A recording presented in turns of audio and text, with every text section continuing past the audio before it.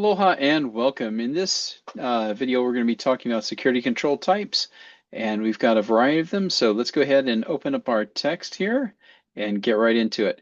So we're talking about security control types, and security control types, they come in different categories.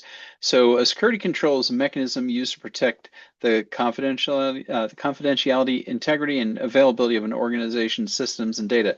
That phrase should be familiar by now, the CIA. So we're taking care of the CIA here. So security controls are separated into the following categories. Number one, we've got technical controls. Number two, we've got managerial controls. Number three is going to be operational control. And number four is going to be physical control. So technical controls are controls that are performed by the system. For example, they give a firewall rule is going to block all incoming traffic from a certain IP address. If you know you got a bad guy out there on a certain IP address, you're going to block everything that comes in from that. That's technical. It's done through firewall, this physical device that protects your internal network from the outside. Then you got managerial controls. And managerial controls, they're going to address risk management and governance through established procedures. So an example of that is you've got an organization password policy that states that employees must change passwords every 90 days. So that's done at a manager level. So that's managing things. So that is your password policy. You'll hear a lot about password policies. At state, we had to change our password every 3 months, I believe. Then you've got operational controls. So operational controls are controls that are performed by employees. These are the actions that they perform. So an example of that is an employee conducts security awareness training for a new employee. So that's something that they perform. That's an operational control. And lastly, we've got physical controls. And physical controls are going to be things that can they secure the physical environment. That's going to be your security cameras. It's going to be your locks. It's going to be anything that can physically prevent somebody from doing something. So their example here is a security camera that records people entering and exiting the office building. So when we look at this, we're going to do start. It says laptop is issued to a new employee. The laptop is stored in a locked safe, and that's a physical security control. So then we have company remote access policy states that all laptops must automatically connect to the company's VPN server. So that's an example. This policy is a managerial control because it's the way they manage it. It's the managerial control here. So then the IT employee sets the laptop to automatically connect to the VPN. So the performing of this task is operational control. Remember, the operational control is in the doing of it. And then lastly, we've got the automatic VPN connection itself. That is a technical control. So know these. If you have to memorize them, memorize them. But just, it's better to remember it through situational. So they give examples here that will help you solidify in your mind what exactly these refer to. And then just in your own head, try to come up with other examples of things like that that you see in your normal everyday life. Down here, we're going to be getting into getting used to those terms and seeing like what is what. So, like physical, if we're going to do physical, we always know that's some kind of a physical security thing. Door locks, perfect. So it'll give you the answer here. So you just go ahead and match all these up. Then we're going to talk about our passive security controls. So passive means you're not actively doing it, and passive security controls are preventive, deterrent, and directive. So that's when, so these security controls are being classified by the control's purpose. So the passive security control aims to minimize the occurrence of security issues rather than actually actively responding to them.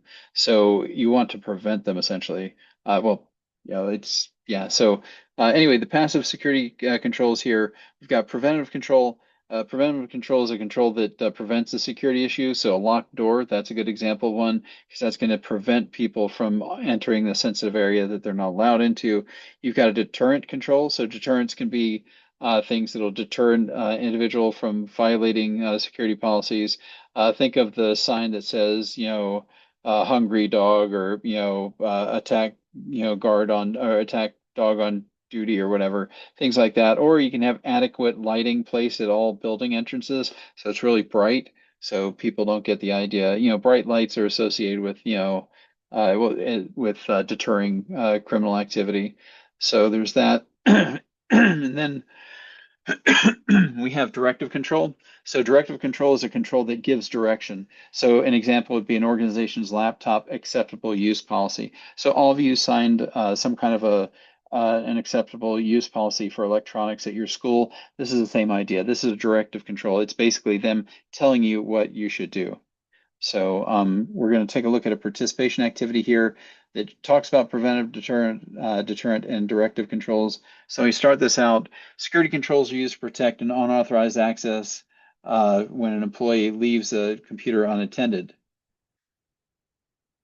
So the deterrent control is this security camera up here, and it's pointing towards the desk. So that's a deterrent.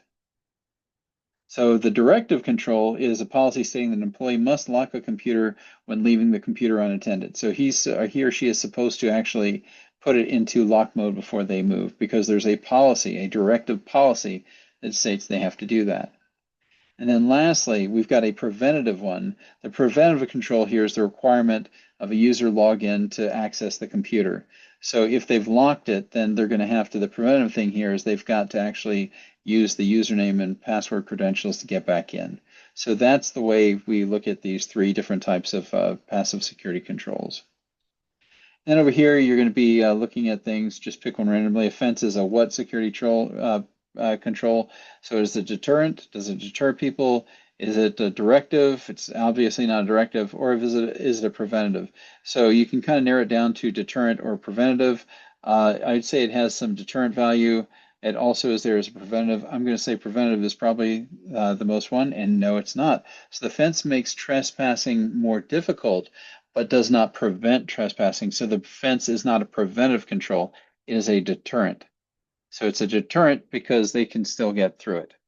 So the strongest, and that leads into this, so the strongest passive security controls are preventative ones. So the preventative ones are the strongest because they're going to keep them out, theoretically.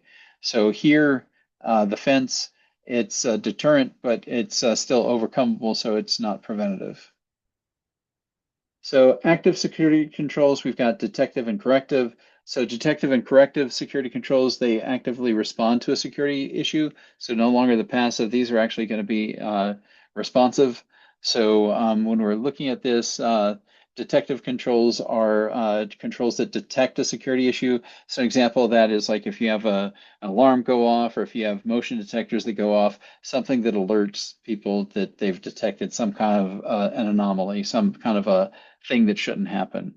And then you've got corrective controls. Corrective controls are what they sound like. They're going to restore the normal operations after a security issue occurs. So an example is restoring backup data after a ransomware attack. So if something like that happens, the corrective control is going to be restoring it to what it should have been before. So we can take a look at this here. We start our example. An employee opens a malicious file in an email and the employee's laptop is infected. Not good. So the next step is the antivirus software is a detective control because the software detects that the virus and alerts the user, hey, you've got a virus here. But then it does the corrective as well. So the antivirus software is also corrective control because the software removes the virus from the laptop. So this one is detective and corrective. So that's a two-in-one. And then you come down here and you've got different things like select each security controls type. So an intrusion detection system, is it detective or is it corrective? Well, it's right there in the name, it's detective, and you can go on and do the other ones on your own. Those are easy enough.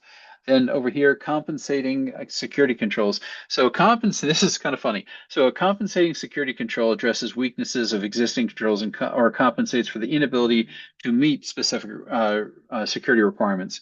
So this is basically, we know we can't do it, so therefore we're going to do this instead or on top of what we've got. So the example they give is an organization requires separation of duties, but does not have enough employees to actually implement those separation of duties. So your employees, they don't have the bandwidth to do all this stuff. So they're going to say that, okay, we're going to use a two-person integrity team. We're going to implement that for sensitive tasks as a compensating control. Compensating control meaning that because they couldn't do the other thing, that for this, we will implement two-person integrity. So yeah, so it just compensating security controls, they address the weaknesses that you have by actually doing these compensating things to make up for it. So if that's confusing to you after that explanation, let me know and I can explain it again to you. But if not, that is it for the section here. That is pretty much the end of this chapter. So I'd like to know how you think of this. We've covered a lot of stuff here. We've gone over security principles, vulnerabilities, threat actors and attack vectors, social engineering, the physical and technical based attacks, the social based attacks.